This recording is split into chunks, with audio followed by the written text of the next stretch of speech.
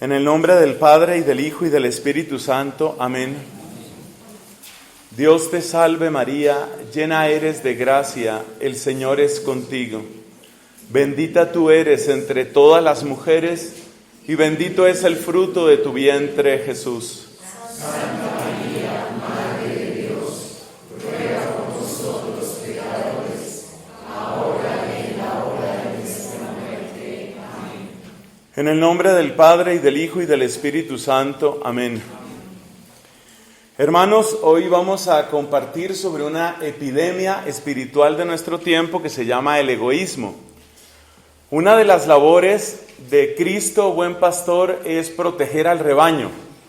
Proteger al rebaño es avisar dónde está el agua envenenada, en qué sectores suele atacar el lobo, de qué puede enfermarse uno, ese tipo de cosas.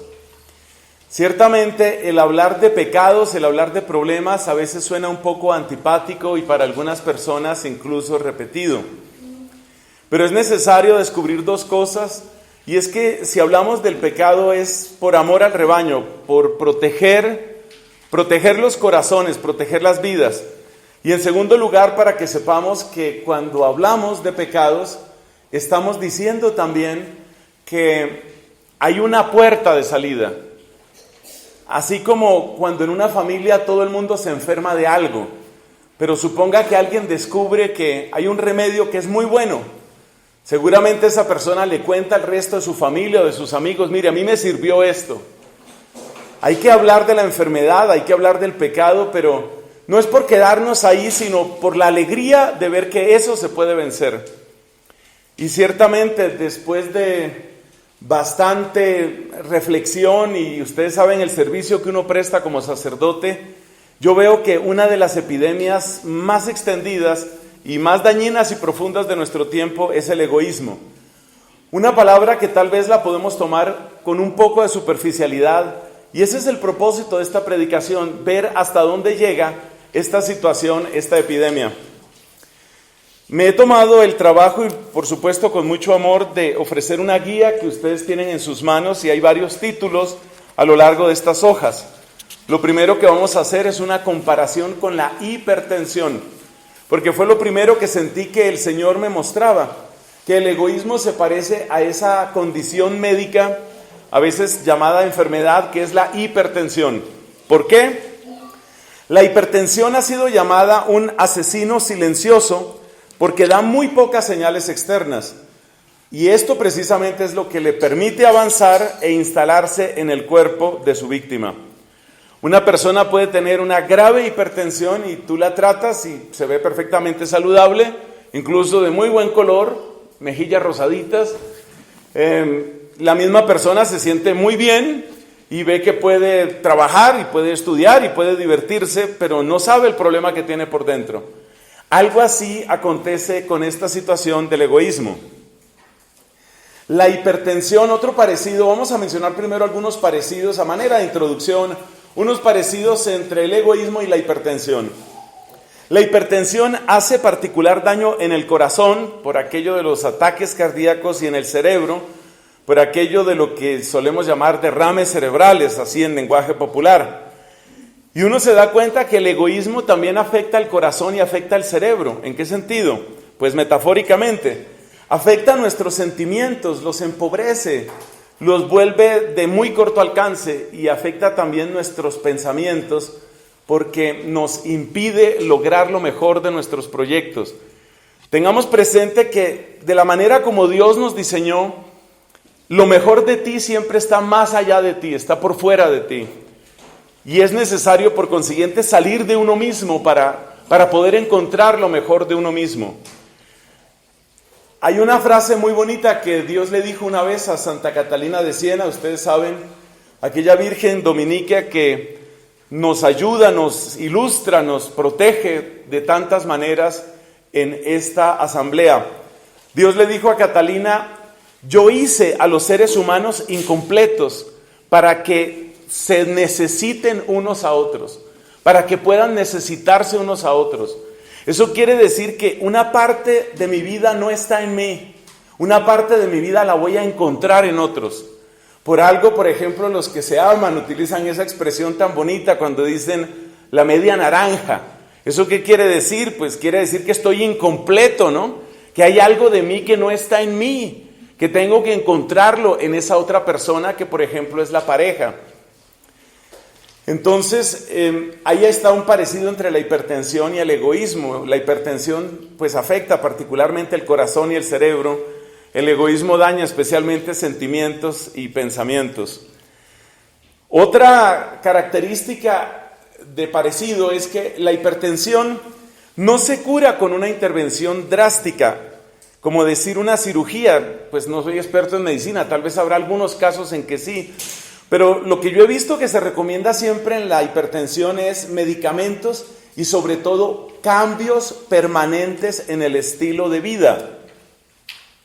Si una persona, por ejemplo, está manejando unos niveles de estrés espantosos, pues no hay una operación quirúrgica que le vaya a quitar esa hipertensión. No es como ir a buscar un cálculo y ya te sacamos la hipertensión. Mira, aquí está tu hipertensión. No funciona así.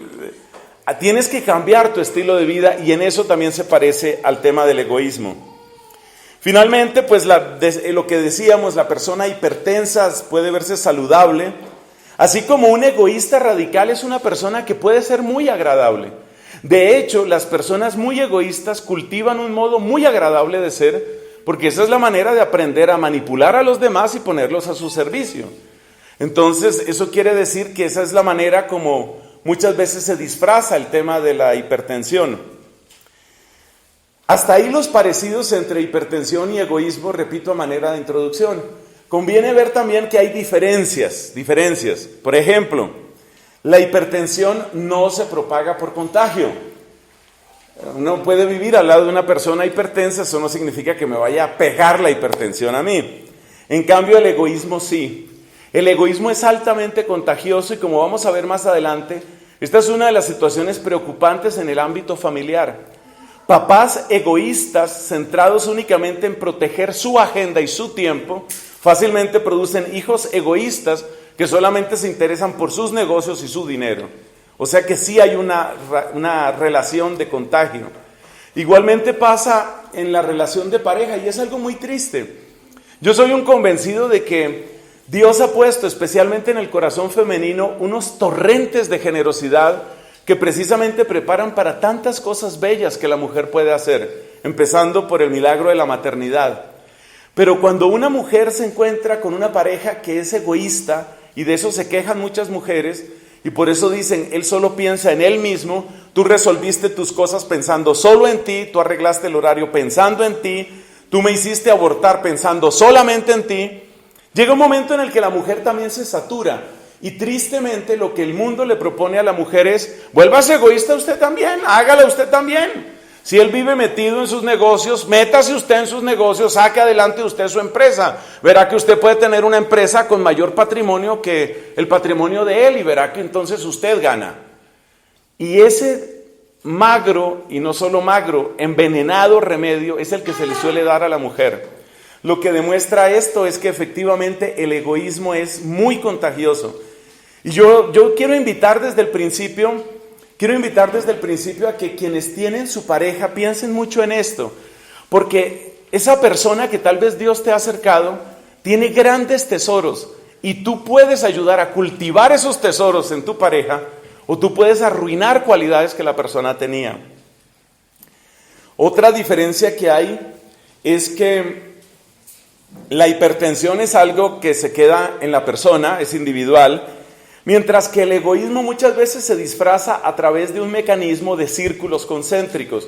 O sea, yo no me siento tan egoísta si resulta que tengo, por ejemplo, mi pareja, tengo mi novia, y entonces los dos solamente pensamos en los dos y los dos para los dos, como esa canción que era tan popular hace un tiempo, La Isla para Dos. Entonces yo no me siento egoísta porque todo lo que sea para mi amorcito y ella solamente piensa en mí, yo solamente pienso en ella, entonces yo ya no me siento egoísta. Pero no nos damos cuenta de que estamos encerrados en un pequeño círculo y que el resto del universo no nos interesa. Y así pasa también en otros círculos, pasa también a veces en círculos de familia, por ejemplo. Entonces la familia gana todo, o en círculos de clase social, nosotros, los que pertenecemos a tal clase social, los que somos de tal familia, de tal aristocracia, no nos preocupamos de nadie más. Y uno se equivoca porque uno piensa que uno no es egoísta, pero resulta que uno está compartiendo únicamente en círculos muy estrechos. Y fuera de ese círculo no existe nada. Y ese es un disfraz que no se da en la hipertensión, pero que sí se da en el egoísmo. Bueno, esa era la introducción, esa es la parte de la comparación con la hipertensión, que es una manera de invitarnos todos ¿a qué? A estar despiertos. Mire, de esta epidemia estamos enfermos todos. Esto es los solteros, los casados, los sacerdotes, los no sacerdotes. A todos esto nos infecta de una manera u otra. Y por lo tanto todos estamos llamados a hacer un camino, a avanzar dentro de la solución de este problema. Pasamos a la segunda parte. Hablemos de algunos factores que agravan la situación del egoísmo en nuestros días. Evidentemente el egoísmo ha estado siempre en la historia de la humanidad.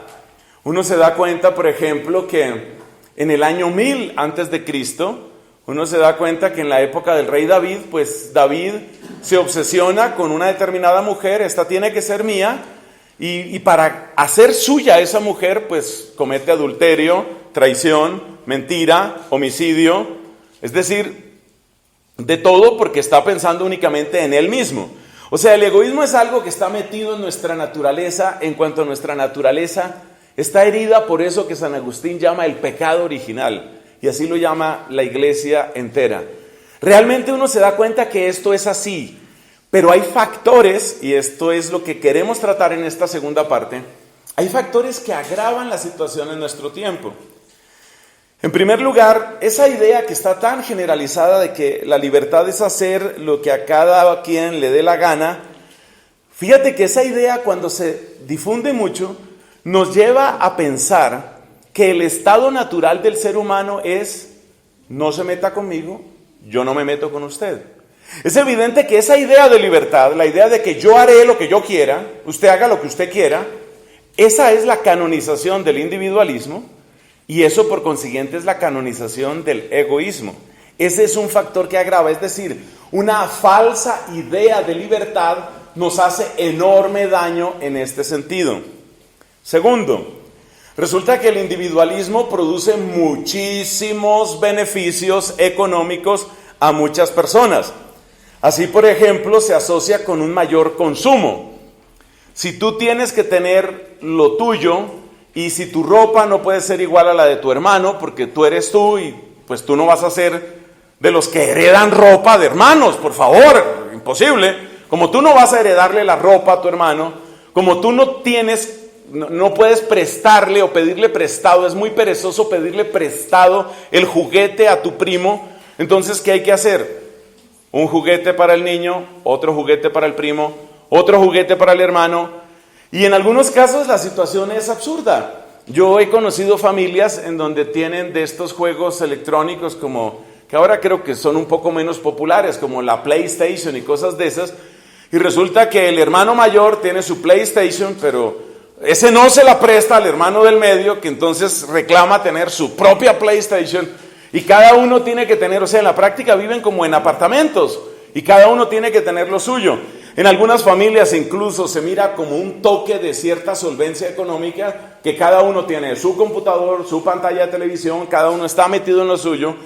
Quiere decir que el individualismo produce resultados económicos que son considerables, y eso por lo tanto implica que el mercado favorece esa mentalidad. Al mercado, casi convertido en una especie de ídolo o de diosecito de mentiras, al mercado le conviene que en una familia cada hijo pelee por lo suyo. Yo no voy a vestirme igual a mi hermana. Pues yo tampoco me voy a vestir igual a ti. Entonces quiere decir que más ropa hay que comprar, y mientras tanto el mercado dice, eso es música para mis oídos. Entonces el individualismo obviamente sabe que eso le conviene. El mercado sabe que el individualismo produce buenos resultados y favorecen mucho eso. Ustedes saben que uno de los propósitos de estas predicaciones es ayudar a despertar el oído. Mire, despierte usted su oído y traiga a su memoria, por favor, cuánta propaganda va en esa línea. En esa línea de porque tú te lo mereces, porque eres único, porque eres original, tú que eres auténtico, tú que no haces lo que te dice tu papá, que no sabe nada de nada, tú que has superado por fin la mentalidad de tu mamá. Bueno, no dicen exactamente eso, pero parecido. En el fondo, ¿qué es lo que quieren con esos discursos? ¿Qué es esa exacerbación del yo y por lo tanto ese impulso fuerte al egoísmo? ¿Qué es eso? Pues es conveniencia del mercado. O sea, a mí me sirve que cada persona insista en que necesita lo suyo y lo suyo y lo suyo. Y por eso ellos favorecen eso. Jamás verán ustedes a las grandes cadenas de ropa o a las tiendas estas famosas.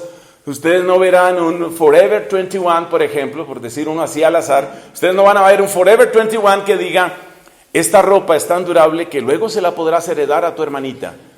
No, eso no lo van a decir ellos. Ellos saben que eso no es parte. Es muy importante que la hermanita sienta, yo soy completamente diferente, yo no me parezco en nada a mi hermana y por consiguiente yo necesito un tipo de moda diferente. Para los intereses políticos actuales, la desaparición de los medios de asociación significa mayor capacidad de control del individuo por parte del Estado. Esa frase un poco es abstracta, ¿qué quiere decir? Esa frase quiere decir que cuanto más individualistas seamos, más manipulables somos por los poderes del Estado. ¿Por qué? Porque el ser humano, en la medida en que se siente sostenido, soportado por grupos humanos, es capaz de sostenerse en sus ideas. Ejemplo, en todas partes se difunde un determinado modo de pensar. La marihuana recreativa es la gran maravilla. Si usted tiene una familia en la que puede conversar sobre su deseo de probar la marihuana, si usted tiene una familia en la que se habla abiertamente del problema de la marihuana porque hubo un primo al que hubo que hacerle una desintoxicación, si usted tiene una familia donde se da formación en estos temas, pues se conversa sobre estos temas, usted tiene un ingrediente de resistencia interior, usted no es tan manipulable. Lo mismo hay que decir de otras formas de asociación intermedia que existen en la sociedad. Por ejemplo, esto que nosotros tenemos, esto que es una comunidad de fe, esto que es una comunidad de oración, esto es muy fuerte, porque si usted llega a encontrar, que es mi deseo por supuesto, si usted llega a encontrar buenos amigos, buenas amigas, quizás su esposo, quizás su esposa, si usted llega a encontrar una respuesta afectiva, una respuesta emocional grata dentro de una determinada comunidad, usted espontáneamente empieza a sentir, me gustan los principios morales de esa comunidad. Y eso se convierte en una fuerza interior que a usted le permite resistir ser manipulado. Pero cuando a veces va uno por esos centros comerciales y uno ve tantas personas que realmente parecen como abandonadas de todo, con un vacío en esos rostros, con una especie de tristeza, y es que no es solamente la impresión. Resulta que uno como sacerdote, uno tiene muchas veces que hablar con personas, y hoy de lo que más se están quejando los niños y jóvenes es de la soledad, del estado de abandono emocional en el que se encuentran. Cuanto más abandonada socialmente está una persona, más vulnerable es y más manipulable es. Incluso la pueden manipular a miles de kilómetros de distancia a través de internet con un juego que se llama La Ballena Azul. Para quienes no saben, La Ballena Azul es un conjunto de 50 desafíos que se plantean para niños y jóvenes que se inscriben en esta especie de juego mundial. Pero el juego de La Ballena Azul supone que cada vez los desafíos son más duros y son también más destructivos. Uno de los más famosos, ustedes habrán visto fotos en los medios, es hacerse cortadas en el brazo con la forma de la ballena. Entonces hay que derramar sangre y hay que tomarse la foto con la ballena. Y uno se pregunta, ¿cómo es que llega una persona a dejarse manipular hasta ese punto? O sea, si yo le digo a usted, agarre un cuchillo y córtese, usted me mira y me dice, ¿qué le pasa? Y no me va a hacer caso. ¿A qué grado de manipulación mental tiene que haber llegado una persona para dejarse manipular, para dejarse manejar así? Pues resulta que no lo dice la Iglesia Católica, no lo dicen los curas aburridos, lo dicen los psicólogos. Detrás de cada caso de ballena azul hay un niño en terrible soledad, hay una niña completamente abandonada. Entonces, ¿qué pasa? El objetivo de este punto que estamos reflexionando es que a medida que van desapareciendo las instancias intermedias en la sociedad, ¿cuáles son las instancias intermedias típicas? Tu novio o novia, tu grupo de amigos, un grupo sano de amigos que tú tienes, tu comunidad de oración, por supuesto tu familia. Esos son los asideros que uno tiene, esas son las barandas que uno tiene para no hundirse en un momento de crisis. Si ves que todo se está hundiendo, pero tienes una buena amiga y tienes un aparato de estos, pues tú llamas a tu amiga y ya no te hundes. Si tú sientes que te estás hundiendo y tienes un papá comprensivo que te sabe dar consejos, no te hundes. Entonces, ¿qué pasa? Que las personas que no se hunden son personas menos manipulables. Los poderes políticos actuales necesitan que nosotros seamos manipulables. Y óigame esto que le estoy diciendo, cuanto más egoísta es una persona, más manipulable es. Y parece que no, porque parece que la persona egoísta simplemente va a decir, no, pues yo hago lo que se me da la gana. Pues voy a repetir aquí lo que digo en mis clases de teología en la Universidad Santo Tomás, que tiene nuevos programas a los cuales ustedes pueden acceder fácilmente. Entonces, basta con entrar a usta.edu.co y, en fin.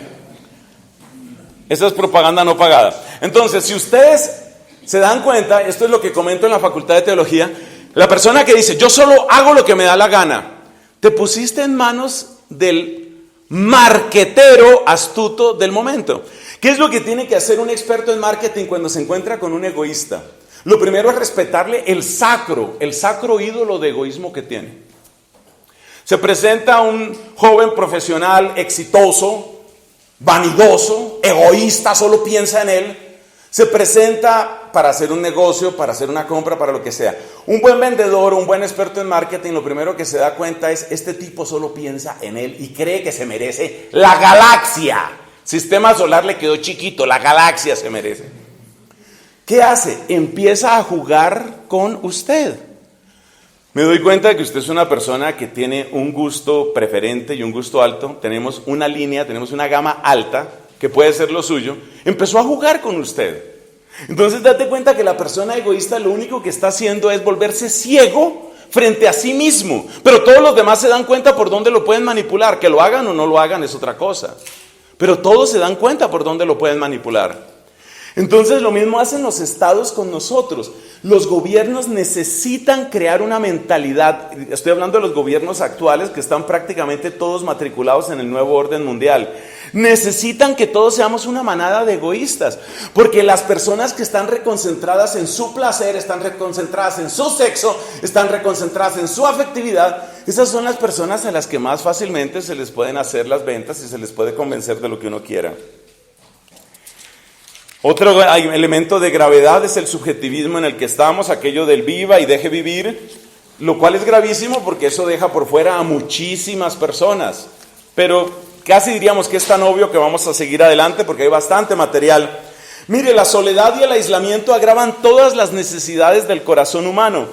Y ese mismo agravamiento facilita la impulsividad y disminuye la capacidad de análisis y crítica de la gente, que por ello se vuelve más fácil de manipular. De nuevo, cuanto más sola es una persona, más manipulable es. Una vez le pregunté a una persona que trabajaba en estos almacenes, para mí siempre ha sido un misterio de qué viven los almacenes en algunos centros comerciales, porque uno ve eso vacío y luego vacío y luego vacío. Y me decía una vez una de las señoritas que atendía y me decía, es que nosotros vivimos de 2 o 3 ventas al día. Pero, ¿de qué tamaño las ventas, no? ¿De qué tamaño las ventas? O sea que para el mercado, para el sistema actual, la impulsividad es clave. Yo me acuerdo que en mi adolescencia había un perfume que se llamaba Impulso, Impulse. Y la idea era esa. Algunos de los más viejos aquí se acordarán de las propagandas, cómo funcionaban. Las propagandas eran así. Una persona que de repente siente el impulso que le producía el aroma delicioso de una determinada dama. Entonces pasaba la dama que utilizaba ese perfume y este hombre quedaba fuera de todo control y siempre la escena era que compraba, por ejemplo, unas flores y no, quédese usted con las vueltas porque yo tengo que darle ya estas flores. Esa es la manera como el egoísmo actúa en nosotros. El egoísmo nos hace así. No, es que esta es la moto que yo necesito, o sea, me mataré en esa moto, pero es esta. Tiene que ser esta. Pasemos al ámbito familiar, elementos de gravedad dentro del ámbito familiar. Esta parte es un poco dolorosa. Muchos papás favorecen actitudes egoístas en sus hijos, a veces sin darse cuenta. Como hay varios aquí que son papás y mamás, les invito a que presten particular atención a esta sección. El hecho mismo de decidir tener muy pocos hijos, a veces uno solo, aquí no me estoy refiriendo, por supuesto, al caso en que esas fueron las circunstancias, o sea, no se trata de eso. Pero es que hay muchos papás y mamás que desde el principio miran las cosas así. Yo tendré uno, si acaso dos. Y luego dicen como excusa, para darles lo mejor. Entonces fíjate, un solo hijo o si acaso dos hijos para darles lo mejor. ¿Cómo crecen esos que son un solo hijo, dos hijos únicamente y siempre recibiendo lo mejor? Habrá excepciones, gloria a Dios, siempre hay excepciones. El primero que es excepción siendo hijo único, Jesucristo. O sea que excepciones hay, y muy gloriosas. Y San Juan Bautista también fue hijo único. La tradición dice que la Virgen María también fue hija única, pero en eso también hay discusiones. Entonces esta no es una norma universal, pero tengan cuidado, los que piensan en tener muy pocos hijos, tengan cuidado, porque usted empieza a criar al hijo en la idea de que yo me lo merezco todo, yo tengo derecho a tener de todo lo que tengan mis compañeros en el colegio yo lo debo tener, los lugares a donde ellos van de vacaciones tienen que ser mis lugares.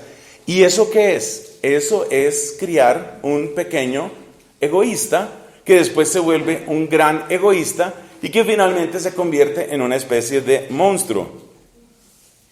Cuando los papás enseñan a sus hijos a tratar solamente los compañeros buenos y a no juntarse jamás con los considerados malos.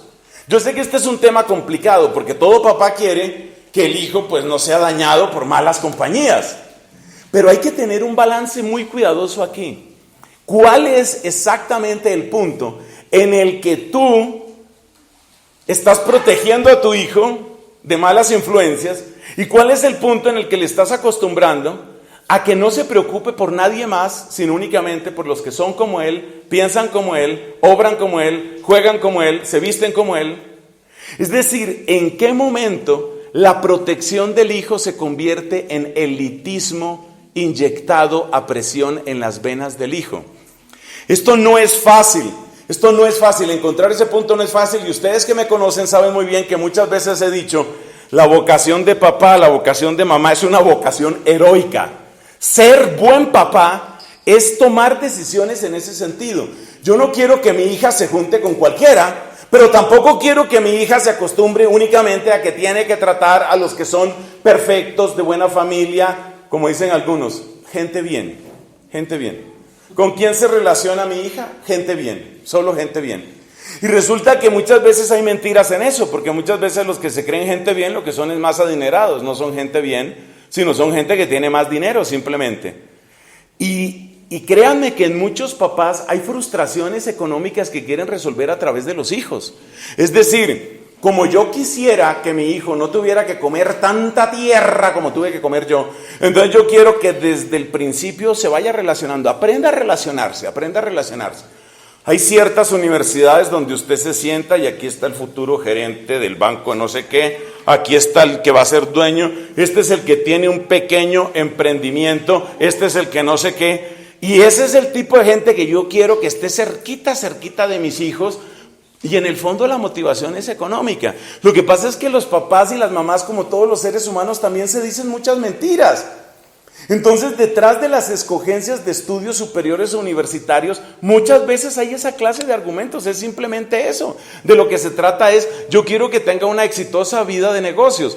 Entonces, bueno, si yo le pongo ahí a que tenga aquí a la izquierda Timochenko, a la derecha no, esos no son los que más me interesan. Me interesa que esté relacionándose con los futuros grandes empresarios, en el fondo para que tenga ese éxito material. Y esto lo hacen los papás sin darse cuenta. Y ellos consideran esto es lo mejor. Estoy haciendo lo mejor por mis hijos. Lo mejor por mis hijos. Para mí fue muy triste en el tiempo que pude compartir con la pastoral hispana en Dublín, allá en Irlanda, con ocasión de mi doctorado. Para mí fue muy triste ver cómo muchos de esos muchachitos y muchas de esas niñas que eran enviados a Londres, eran enviados a Belfast, eran enviados, porque ese roce, no creas, eso en una de esas salidas, en uno de esos paseos, ahí es donde se sellan los grandes negocios, ahí es donde van conociendo la gente. Eso era lo que pensaban los papás. Pero ¿qué es lo que sabe el sacerdote y no sabe mucha más gente? Que la niña por allá se enredó con no sé quién y que la niña ya abortó, que es tan fácil de hacer en Inglaterra. Entonces la niña vuelve con un buen emprendimiento, con un buen negocio, con un novio que le dura 2 meses y con una conciencia manchada por un aborto. Entonces hay que tener cuidado con esto. Los papás, mire, los papás, a menos que tengan un centro muy claro, pero muy muy claro en términos de oración, los papás muy fácilmente caen en esto. Porque es muy difícil amar tanto como se ama, como yo veo que ustedes aman a sus hijos. Es muy difícil amar tanto a esa hijita, a ese hijito, y no desear que tenga una vida mejor que tú, un carro mejor que tú, un puesto mejor que tú. Que si yo puedo hablar 2 idiomas, pues por lo menos que hable 3. Y detrás de eso se va metiendo esta clase de mentalidad. Otro elemento. Muchos papás van infundiendo un espíritu de competitividad, a veces de una manera incluso cruel, que tensiona, estresa, neurotiza a los pobres niños. Llega el niño, ¿y en qué puesto quedaste esta vez? 5º. ¿Y por qué solo 5º? La otra vez estabas en 2º. Tú eras de los que competía entre 1º y 2º. ¿Qué está pasando contigo? ¿Qué estás fumando? Entonces, claro, está muy bien lo de querer mejorarle el nivel académico al hijo, pero si el lenguaje todo el tiempo es de competitividad, en el fondo, ¿qué es lo que le estás enseñando? Lo que le estás enseñando es prepare los codos y saque de su camino a todo el que estorbe y salga usted adelante. Hago una pregunta. Cuando esa persona tenga su empresa, ¿qué actitud va a tener hacia los peones, los empleados? ¿Qué actitud va a tener? Van a ser piezas de un ajedrez, van a ser peones. Estos son simplemente la gente que tiene que aumentar mi patrimonio. ¿Qué pasa con usted que no rinde? No es que tengo una hija muy enferma. Yo no contraté a su hija, lo contraté a usted. Son gente sin alma. ¿Por qué? Porque es que se acostumbraron a que mi empresa tiene que dar el máximo rendimiento, el resto no importa. ¿Y de dónde viene eso? A veces viene desde el kinder, y a veces viene desde el papá, y viene desde la mamá, y tú tienes que ser el primero, ¿y por qué no eres el primero? ¿Cuántas veces los papás felicitan a sus hijos, por ejemplo, me encanta el corazón solidario que tienes, hijo mío? Para eso no hay muchas felicitaciones. Se calificaba en una época sobre 10, en otra época sobre 5, yo ya ni sé sobre qué se califica. Hay lugares donde califican sobre 15, en fin. Entonces se califica, digamos, sobre 10. Mamá, tercer periodo. De nuevo, 10 en inglés. ¡Ese es mi hijo! Bien, bien. Esta noche tenemos que salir a comer. Mamá, quiero darle clases de inglés a mi compañero, lo veo muy atrasado. Pero, ¿y ese tiempo no te hará falta para fortalecerte en biología? Acuérdate que en biología no estás tan bien. Yo creo que es mejor que te quedes a estudiar para que también saques 10 en biología. Ya, o sea, la mamá de Juancito verá qué hace con Juancito. Tú no tienes que resolver el problema de ellos. Tú concéntrate en lo tuyo de manera que tengas la biología perfecta, tengas la matemática perfecta, tengas el inglés perfecto. ¿Y qué le está enseñando ahí? Muchas veces los papás son los que le hacen la catequesis de egoísmo a los hijos. Y esto ya nos va poniendo en la ruta de por dónde van los tratamientos. Por favor, papás y mamás, feliciten a sus hijos cuando den muestras de un corazón solidario y compasivo. Es que yo conozco papás y mamás que nunca, y no estoy exagerando, nunca, porque yo se lo he preguntado, ¿usted se acuerda de una sola vez que su papá lo haya felicitado por hacer algo bueno que usted no tenía que hacer? Espere, a ver, recuerdo. No, realmente no me acuerdo. Los papás nunca felicitan a sus hijos por un buen corazón. Todos son las notas, todos son los resultados, todos son el futuro que usted va a conseguir. Todo esto ya lo prepara usted para el puesto, para ser el primero. Esa es una catequesis de egoísmo intenso. Y lo más grave es que muchos de esos papás, si les preguntas, dicen, yo soy un buen católico. Casi se parecen a los tipos estos, no me hagan hablar los de la Cámara de Representantes. Yo soy católico, pero yo creo también en tal y cual cosa. No me hagan hablar de ese tema, sigamos donde estamos. Entonces, ¿qué pasa? Los papás son los que le hacen la catequesis, se la hacen a los hijos en esta clase de temas. Otro elemento, a veces es un ambiente sobreprotector. Para que no se nos olvide este tema, por favor, acordarse de doña Florinda y Kiko. ¿Qué era lo que repetía doña Florinda? No, ¿qué?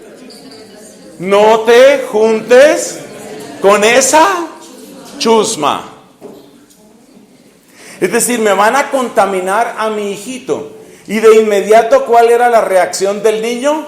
Iba ya donde el señor Rondamón y le gritaba, chusma, chusma, chusma. Eso es lo que estamos diciendo aquí, solo que Chespirito lo sabe decir más chistoso que yo.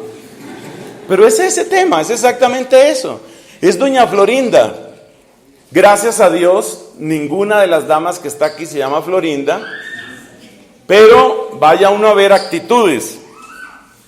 El ambiente sobreprotector es peligroso. Cuando al hablar del futuro se mencionan triunfos, logros, dinero, títulos, pero el dominio de sí mismo, ¿dónde aparece? No aparece por ninguna parte.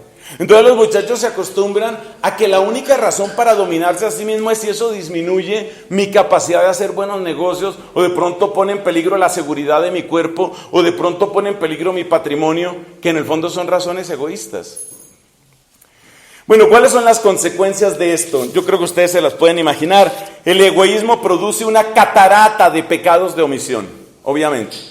El egoísta se cree bueno, porque como yo no mato, yo no secuestro. Malos los que secuestran, eso sí. Malos los que abusan de niños, esos sí son malos. Malos los que venden droga, yo no. Yo simplemente trabajo, yo soy un tipo de trabajo, yo soy una persona que me he desgastado, me he partido la espalda por hacer un pequeño patrimonio. Es lo único que yo he hecho en la vida. Pequeño patrimonio. Mire, es la hora, no he terminado de pagar el yate, no he terminado. Estoy haciendo un pequeño patrimonio.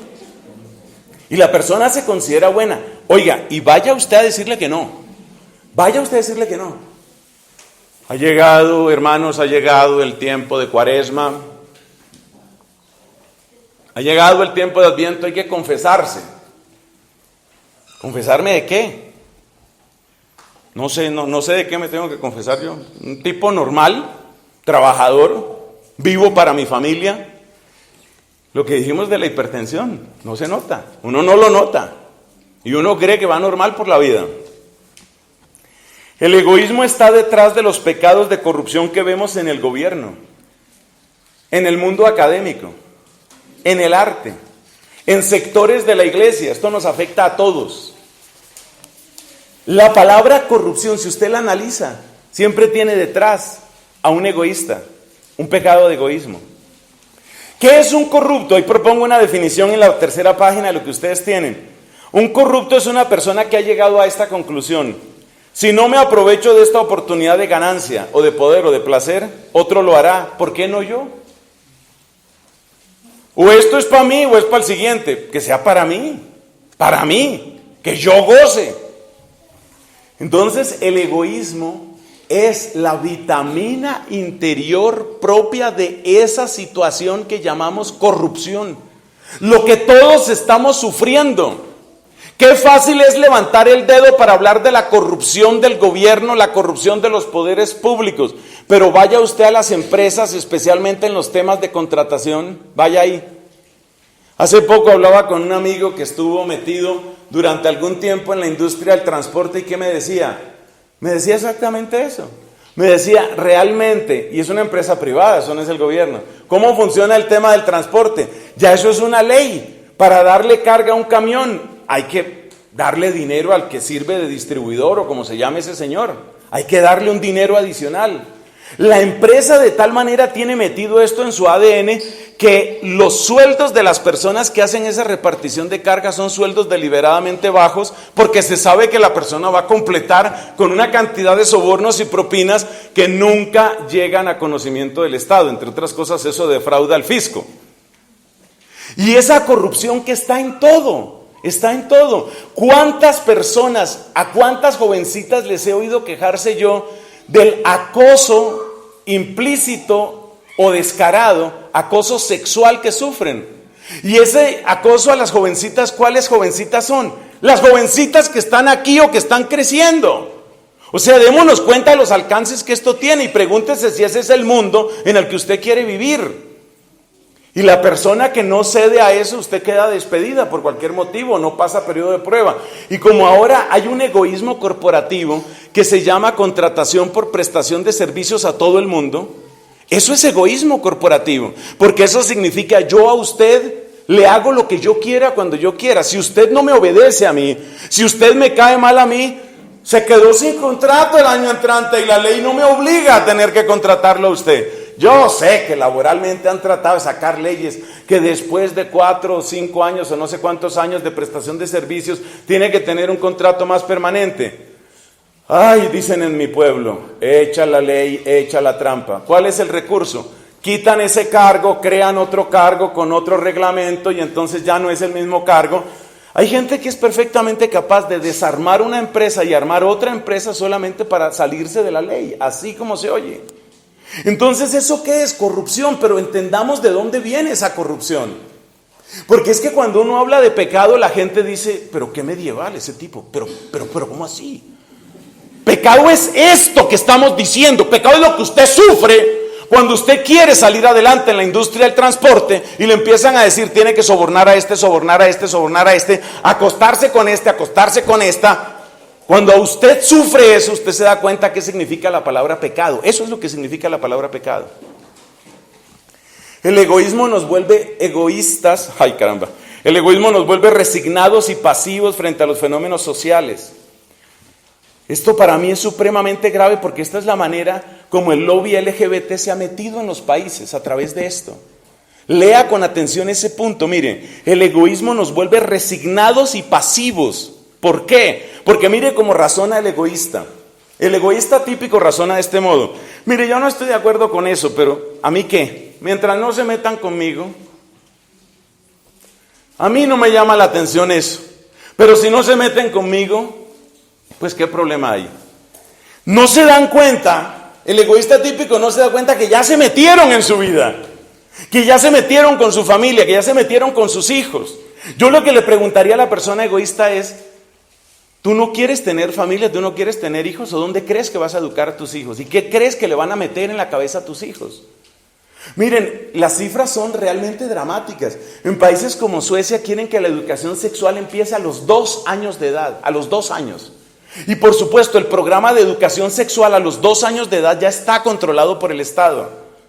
Entonces, a eso es a lo que nos referimos.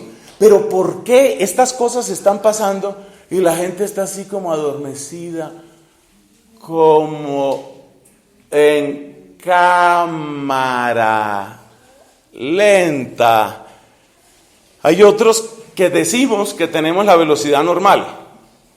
Por supuesto, los que creemos que estamos a velocidad normal porque estamos afanados por estas cosas, la gente nos dice fanático, exagerado. Ay, pero es que, yo no sé, y siempre con esos temas y siempre con ese problema, yo no sé, es como una amargura, una cosa. No es amargura, es que uno está viendo lo que está pasando. Y la gente dice, el egoísta que dice, no se han metido conmigo. ¿Y qué es que se metan con usted? A ver, que si usted es mujer, que se metan con usted, es que una banda lesbiana la secuestre y la viole, eso es lo que usted llama meterse con usted. No, entienda lo que esto implica en la sociedad, comprenda que si usted no empieza a hacer los contactos, si usted no empieza a asociarse con otras personas, ahora que es jovencita, ahora que es jovencito, si usted no empieza a asociarse con otras personas ahora, después va a ser demasiado tarde. Quiero hacer una comparación. Ustedes saben que antes dijimos que los papás quieren que desde muy temprana edad mi hijo esté en un muy buen colegio. Hay gente que se mete unas endeudadas brutales para que el hijo esté en el colegio bilingüe, llámese Nueva Granada, llámese el Besia, llámese lo que sea, porque esos van a ser los contactos de toda la vida. Es que el día de mañana, no creas, eso es estar uno, ser uno compañero de colegio de la familia Schwarzbrot, eso tiene su influencia, eso tiene su poder. O sea, tú sí quieres que tu hijo se relacione desde muy temprana edad para el tema empresarial. Pues yo digo lo mismo, pero lo digo para estos temas morales y éticos. Entonces, la persona egoísta no ve el peligro. La persona egoísta está enceguecida. El egoísta típico, si empieza a despertar y empieza a decir como que si hay problemas, mira lo que dice: no estoy de acuerdo, parece que este país se lo llevó el diablo, mejor dicho, se degeneraron todos, pues, ahora todos se degeneraron, pero ¿yo qué puedo hacer? Y no se da cuenta que precisamente la solución empieza por salir del egoísmo. Es decir, usted tiene que empezar a asociarse con otras personas.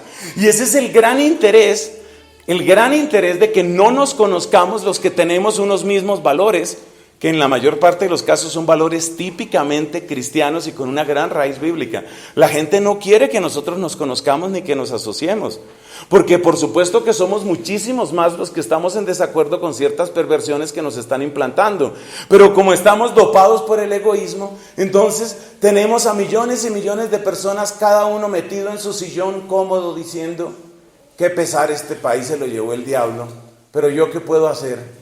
Y al lado, en la casa de al lado, está otro diciendo: qué pesar este país, y no puedo hacer nada. Y no se dan cuenta que si pudieran asociarse, que si pudieran conocerse, que si cada uno saca un rato, que si cada uno se conecta con el otro, somos una fuerza capaz de hacer lo que queramos. Pero por eso nos montan esos congresistas que tenemos, por eso tenemos el poder judicial y el poder ejecutivo que tenemos, por eso, porque somos egoístas. Es decir, nuestro egoísmo es una causa que está llevando a esa clase de cosas. Bueno, el egoísmo en la familia engendra violencia en los hijos, violencia que dirigen a veces contra sí mismos o contra otras personas. El egoísmo favorece los métodos de eliminación social. El egoísta considera que cada uno tiene el deber de velar por lo suyo, por consiguiente el que no se pueda defender no tiene derecho a existir. Como el feto no tiene nada que decir a su favor, mátenlo. Como el viejito inútil, cacreco, chuchumeco, jurásico, como no sirve para nada, elimínenlo, no sirve para nada. Ya se han dado casos, ustedes, a los que somos más viejos aquí, recordamos perfectamente los argumentos que Bélgica y Holanda, que han sido los peores países en esto, y lo digo con la boca llena, en temas de eutanasia. Cuando empezó la eutanasia en Holanda y en Bélgica siempre decían: para casos extremos de dolor intolerable, sufrimiento inútil y pérdida de la dignidad humana. ¡Ay, Dios mío! Se les llenaba la boca con una retórica estúpida. ¿En qué se convierte ahora? Son los médicos los que van determinando. El viejito aquel, el viejito ese viejito yo creo que toca convencerlo. Y les hacen una presión bárbara. El método más conocido es el preguntarle repetidas veces a la persona si ha considerado la eutanasia. O sea, usted imagínese, usted en un hospital público donde sus hijos no lo visitan. ¿Por qué? Porque en primer lugar usted solo tuvo un hijo que está haciendo estudios muy avanzados y nunca tiene tiempo ni para llamarlo por teléfono a usted. Un hijo egoísta. Entonces, imagínese usted tirado en una cama, su hijo nunca lo visita, ninguna de las 3 esposas que tuvo el hijo lo visita. Nietos no tuvieron porque cómo le iban a dar mala vida a esos nietos. Este hombre tirado en una cama solo y pasa el médico y le dice: bueno, ¿y de eutanasia qué? A ver, así más o menos como que hemos pensado, eutanasia. Mire, le traje aquí, por ejemplo, este rompecabezas tiene varias letras, la E, la U, la T, la A. Juegue ahí la mañana.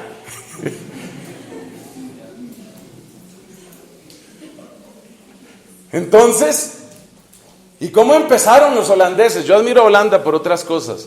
¿Cómo empezaron los holandeses? ¿Cómo empezaron los belgas? Empezaron así exactamente. Casos extremos. ¿Y cómo entró el aborto? También por casos extremos. Y si la niña ha sido violada y además era inmigrante legal y el niño tiene espina bífida, tratan de poner el caso así, más extremo, más dramático. Y en ese momento le cae un meteorito que le mata a toda la familia. ¿No cree usted que sería bueno permitirle el aborto en ese caso? Entonces, el egoísmo permite los métodos de limpieza social. Entonces, en países como Islandia, ya desaparecieron todos los niños de síndrome de Down, ya no hay uno solo, ya los mataron a todos. Los mataron, por supuesto, antes de nacer. Entonces el egoísmo permite eso. Como ninguno de ellos se podía defender, problema suyo. No nos damos cuenta que muchas veces somos nosotros los que tenemos que defender a los que no tienen voz. Pero el que está metido únicamente en su emprendimiento, el que está metido únicamente en su negocio, el que está metido únicamente en su proyecto de sus estudios, no tiene tiempo para eso. Terminemos. Tratamiento. ¿Qué podemos hacer para esto del egoísmo? Felizmente, como hemos dicho, es una enfermedad antigua y por consiguiente se conocen bastantes elementos que pueden servir para el tratamiento. Primero, la sinceridad es la mejor aliada para despertar una conciencia moral adormecida. Los buenos diagnósticos, que siempre son variaciones de los buenos exámenes de conciencia, son irreemplazables. Un hombre grande en la Santa Iglesia Católica es San Ignacio de Loyola. San Ignacio de Loyola, Dios aumente su gloria, San Ignacio de Loyola tenía esta idea, que cada uno de los miembros de su congregación religiosa, que se llama la Compañía de Jesús o los jesuitas, él tenía la idea de que cada uno de los jesuitas tenía que ser no bueno, tenía que ser excelente en lo que hiciera.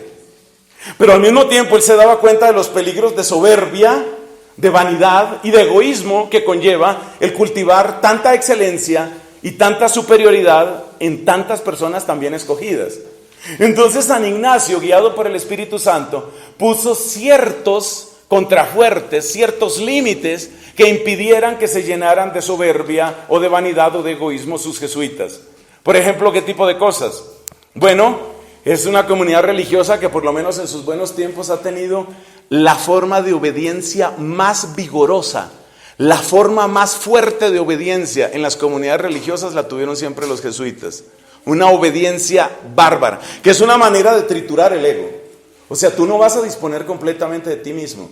Yo soy especialista en griego y considero que debo enseñar en París. No, señor, te necesitamos enseñando en Bogotá, o en Santa Cruz, Bolivia, o en Asunción, Paraguay, o en Tombuctú. Para allá te vas. Esa es una manera de triturar el ego, un modo de vencer las pretensiones de la soberbia y la vanidad. Pero además, Ignacio quería que sus jesuitas no dependieran únicamente de una voz exterior, así fuera una voz sabia, como se esperaba que fuera la voz de sus superiores o de sus provinciales o generales. Y por eso inculcó de un modo sistemático el examen de conciencia. Es decir, Ignacio quería que sus jesuitas caminaran de tal manera en la verdad, que aprendieran a examinarse y a escrutarse con tanta sinceridad ante Dios, que pudieran reconocer las semillas, apenas los primeros brotes de egoísmo ya los pudieran descubrir y ya pudieran darse cuenta que era necesario arrancarlos. Como todas las comunidades, los jesuitas han tenido tiempos muy buenos y tiempos regulares. Lo que nosotros tenemos que hacer es admirar la obra de San Ignacio y pedirle a Dios que bendiga esa comunidad, renovándola cuanto sea necesario también en nuestro tiempo. Entonces, la primera condición es mucha sinceridad. No te digas mentiras, no te acostumbres a decirte mentiras ni decirle mentiras a nadie. Segunda recomendación para la victoria sobre el egoísmo. Uno jamás avanzará en su integridad como ser humano y en su coherencia como cristiano si la población de las disculpas crece más rápidamente que la población de los cuestionamientos. Y es seguro que uno se llenará de disculpas convincentes si simplemente se la pasa conversando con uno mismo. O sea, ¿cómo se defiende uno de la verdad? Triste esa frase, ¿no? ¿Cómo se defiende uno? ¿Cómo se protege uno de la verdad? Pues una de las maneras es hablar uno solamente con uno mismo. Por eso también dentro de los jesuitas era clave el tema de la dirección espiritual. El tema de la dirección espiritual es que tú aprendas que haya por lo menos una persona, pero aparte de ti, a la cual tú verdaderamente y con sinceridad le abras el corazón. Una persona que te ayude a ver, porque todos nos decimos mentiras. Todos nos decimos mentiras. Y es demasiado fácil crear un Dios que me aprueba todo lo que a mí me gusta. Eso es demasiado fácil de hacer. Hacer dioses es una industria que nunca ha estado en malas horas. Siempre la industria de dioses está prosperando. Así que este tema también es necesario. Si lo primero es la sinceridad contigo mismo, lo segundo es habla con sinceridad con otra persona. Y esta sinceridad con otra persona es parte de lo que uno puede obtener, por ejemplo, con una buena confesión. Es uno de los elementos que puede ayudar. Tercera recomendación: la comodidad es la gran incubadora del egoísmo y sus crías. Salir del egoísmo implica siempre aprender a decirse no.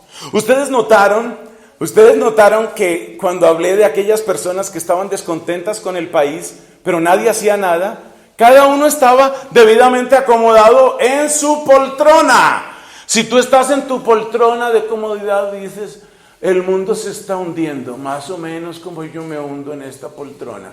Es muy difícil hacer algo por la humanidad mientras uno está acostumbrado a la comodidad. Es necesario aprender a decirse no. Y ustedes dirán que hoy estoy más jesuita que dominico, pero esta fue otra cosa que San Ignacio influyó o inculcó, digo mejor, dentro de sus jesuitas. Yo he tenido ocasión de conocer habitaciones de dominicos y he tenido ocasión de conocer habitaciones y despachos de jesuitas. No sé qué van a hacer mis hermanos de comunidad, pero en todos los casos los jesuitas han brillado por su sobriedad. San Ignacio les inculcó eso, sobriedad, la ostentación, el derroche, la exhibición, el barroquismo y sobre todo la vida muelle y cómoda son como cobijas que arropan y arropan y arropan el ego. Y entonces un ego que siempre está envuelto entre tantas cobijas es como un niño que está demasiado consentido. Entonces tú un día dices, yo debería hacer algo por los pobres. ¿Qué hago para hacer algo por los pobres? Pues lo primero será salir de esta cama. A ver, quitemos esta cobija. ¡Ay, no, qué frío! Claro, la persona que está encerrada en su comodidad jamás saldrá del egoísmo.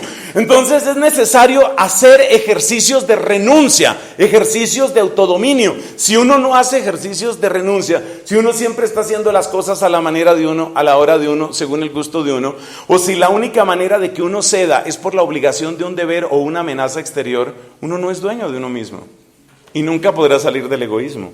O sea que todas estas recomendaciones que hemos dicho pertenecen a ese grande y hermoso tratado de la Iglesia Católica que se llama ascetismo. Esto es aprender el dominio y el ejercicio de uno mismo.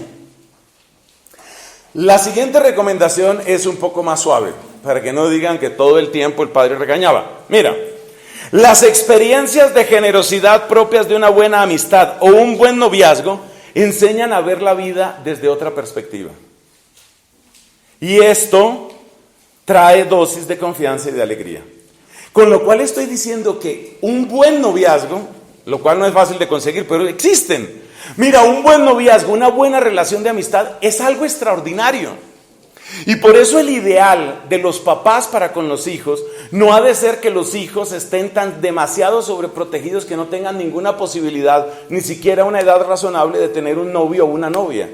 Es muy importante que llegada a una edad razonable, discutir la edad razonable no lo vamos a hacer aquí, pero llegada a una edad razonable es muy importante que este tipo de experiencias lleguen. ¿Por qué? Porque una persona que tiene un buen noviazgo, una buena relación de amistad también puede fungir en este caso, es una persona que aprende a salir de sí misma.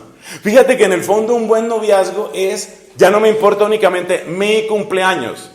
Yo veré a ver si este cumpleaños está a la altura de las circunstancias o no está a la altura.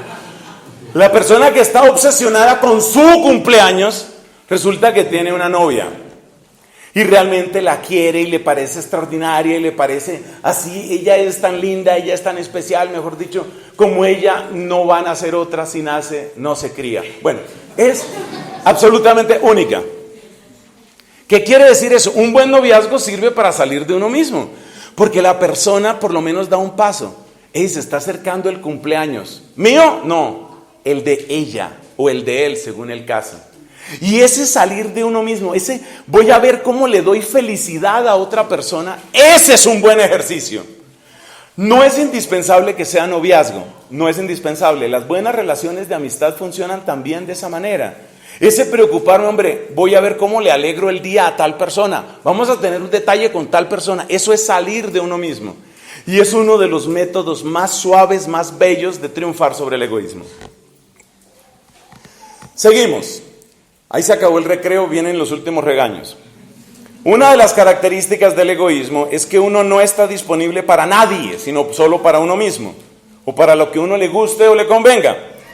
La única manera de romper de verdad con esa tiranía del propio yo es tener lugares específicos y rostros específicos de personas a las que uno apoya, ayuda y sirve. Apoya, ayuda y sirve. Esto es muy importante. Y ahí creo yo que es se está cometiendo una de las grandes fallas con muchos niños y con muchos jóvenes. A mí me preocupa que para muchos jóvenes no existe una respuesta a esta pregunta. ¿Y tú dónde sirves? Servir, me suena. Yo oí ese verbo, espere. Servir. ¿Eso es con la B esta? Servir. No, sí me suena. Yo me acuerdo que hace unos años mi mamá me dijo: mijo, sirva la sopa. No, yo creo que yo sí he servido algunas veces. A mí me preocupa eso, porque yo digo una cosa: si una persona está en la universidad, por ejemplo, y pasa 4 o 5 años y no logra encontrar nunca tiempo para servir a nadie, servir es dar una catequesis, servir es visitar gente que no te va a pagar con dinero ni con negocios. Si una persona pasa 4 o 5 años de su vida en su tiempo universitario, que es tiempo decisivo porque es donde estás fraguando los proyectos a los que luego le empeñarás el resto de tu existencia. Si una persona tiene 4 o 5 años en que solamente está pensando en que aquí existen mis estudios y yo y mis estudios. Bueno, ya luego entró mi novio, entonces existen mi novio, mis estudios y yo. Luego obviamente entró la pizza, entonces la pizza, mi novio, mis estudios y yo. Entonces, en esos mundos pequeños, egoístas, en esos círculos reducidos, ¿qué está haciendo la persona? Se está preparando para ser el gerente egoísta que será el resto de su vida. Se está preparando para ser el alcalde corrupto que será el resto de su vida. ¿Por qué? Porque él llega a la conclusión de que cuando le llega a su alcaldía, cuando le llega a su gobernación, cuando le llega a su contrato, ¿esto para qué es? Para mí, para enriquecerme yo, para gozarla yo, solo existo yo. Por eso es muy preocupante, es una de las preocupaciones que yo tengo en familia espiritual. Si no tenemos ocasiones reales de servicio, si no tenemos rostros específicos de personas a las que estamos ayudando, aquí estamos criando una serie de egoístas. En el imaginario popular, el animal más egoísta es el cuervo, el cual no hay que criar, porque si crías cuervos pueden pasar muchas cosas. Entonces miren, la capacitación, porque hay gente que se dice mentiras, ¿no? Es importante, dice aquí, es importante no dejarse engañar por la idea de, ¿qué es lo que se dice? Esta es la mentira que se dice en la mayor parte de los jóvenes hoy. Mire, no, es que yo por ahora me estoy preparando, yo no puedo servir a nadie, estoy muy ocupado preparándome, después voy a servir. La capacitación más importante para el servicio es aprender ya, ahora mismo, a tener tiempo para los demás. Y ahí viene un tema que lo hemos comentado muchas veces en familia espiritual, se llama granularidad. Granularidad es aprender que yo tengo que saber sacar pequeños tiempos para todo lo que es importante. Y a mí no me vengan con las historias como nos pasó en una hermosa asociación, bendita asociación que existe en Colombia, se llama Asociación de Vírgenes Seglares Dominicas, mujeres consagradas completamente a Dios, pero que están en medio del mundo. Bueno, estas vírgenes seglares, pues yo he conocido muchas de ellas, de las que están, por supuesto todas, y de las que han pasado por ahí muchísimas, y yo me acuerdo una que empezó a faltar a una cantidad de cosas. Y no es que hubiera muchas actividades, pero por supuesto había actividades propias de las vírgenes seglares, que tenían formación, que tenían lección, que tenían vigilia, y esta empezó con que no, mis estudios están muy complicados, yo no puedo estar ahí, no, mis estudios, y de repente, gran noticia, finalmente se retiró de las vírgenes, gran noticia, resulta que tenía novio. ¿Empezó el noviazgo como en una novela morbosa antes de que se saliera de las vírgenes seglares? No tengo ni idea, creo que no. Pero el tema mío no es ese, el tema mío no es si ella fue fiel o infiel a su vocación en ese momento. El tema mío ¿cuál es? Ella siguió estudiando la misma carrera, ella siguió estudiando con los mismos créditos, ella siguió viviendo en el mismo sitio, ella siguió yendo a la misma sede de la misma universidad y ahora se veía con el novio 4 o 5 veces a la semana. ¿Está mal eso? No, yo no estoy diciendo que esté mal que tenga novio. Lo que estoy pidiendo es, por favor, no nos digamos mentiras. Eso es lo que estoy pidiendo. No te digas que es que no tengo tiempo. Lo que has de decir es, necesito ver cómo organizo, porque todo es importante. De lo que se trata aquí es de granularidad. Y si uno no tiene tiempo, cuando es un estudiante universitario, que se sabe que los estudiantes universitarios la pasan bueno, todos los estudiantes universitarios la pasan muy bien. Si uno no tiene tiempo cuando es estudiante universitario, no nos digamos mentiras, uno no va a tener tiempo después cuando está metido en su emprendimiento y estoy sacando una empresa que va a transformar por completo. Esto marca un antes y un después en la historia de mis finanzas. Sigamos. Como creyentes tenemos grandes auxilios. Estamos hablando de los remedios contra el egoísmo. Como creyentes tenemos grandes auxilios y recursos contra el egoísmo. Los sacramentos. Hermanos, no descuidemos la confesión. No la descuidemos, la confesión es importante. Confiésese con frecuencia. Sobre todo, no cometa usted el error de andar cambiando de padre cada vez que un padre le dice algo que usted no quería oír. Porque tristemente en el estado en el que está la Iglesia Católica, si usted camina lo suficiente, al fin va a encontrar el padre que le apruebe el pecado que usted está cometiendo. Entonces no cometa ese error. Mire, una confesión, empiece, si le cuesta mucho trabajo, empiece cada 2, cada 3 meses. Pero de verdad, decía Catalina, cultive su jardín, cultívelo. Los sacramentos son claves. Y eso de la palabra del sacerdote, eso es verdad. Yo soy sacerdote, yo me confieso también. Y muchas de las palabras más sabias que he oído en mi vida, las he oído en confesión. Los sacramentos, ¿qué más dice aquí? Mire, la dirección espiritual, las buenas lecturas. Debe destacarse el valor de la oración silenciosa. Esa buena costumbre que tienen muchos de ustedes. Esa buena costumbre de ir un momento. Saque un momento, por favor, para un sagrario. Siéntese en silencio y hágale esta pregunta a Jesús. ¿Qué quieres tú de mí? ¿Qué quieres que cambie en mi vida?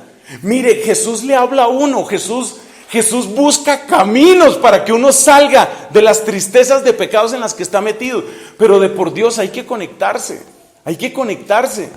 Él utiliza muchas frecuencias, pero si usted tapa todas, hermano, es muy difícil. Penúltimo punto. Para nosotros los creyentes es de gran ayuda el ejemplo de los santos y muy especialmente los mártires, así como aquellos que practicaron abundantes obras de misericordia. Qué hermoso conocer eso. Y estos tienen un encanto muy grande. Cuando uno empieza a ver esos santos que de verdad se dieron, se entregaron, uno empieza a sentir vergüenza, uno empieza a sentir, oye, ¿yo qué estoy haciendo en la vida? Como le pasó a un estudiante de Biblia en la escuela de Jerusalén que tenemos los dominicos. Parece que el hombre tenía como un cierto egoísmo, de aquellos que solo tengo tiempo para mis estudios.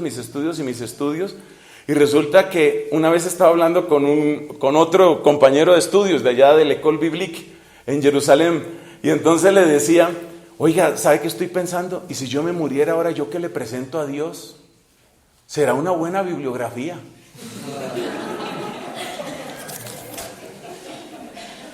Es preciso fomentar actitudes de escucha. Lo mismo que la soberbia, el egoísmo va produciendo en uno el deseo de solo oírse a sí mismo o a los que ya piensan como uno. La búsqueda sincera, perseverante de la verdad es indispensable. Hermanos, estas son las recomendaciones principales.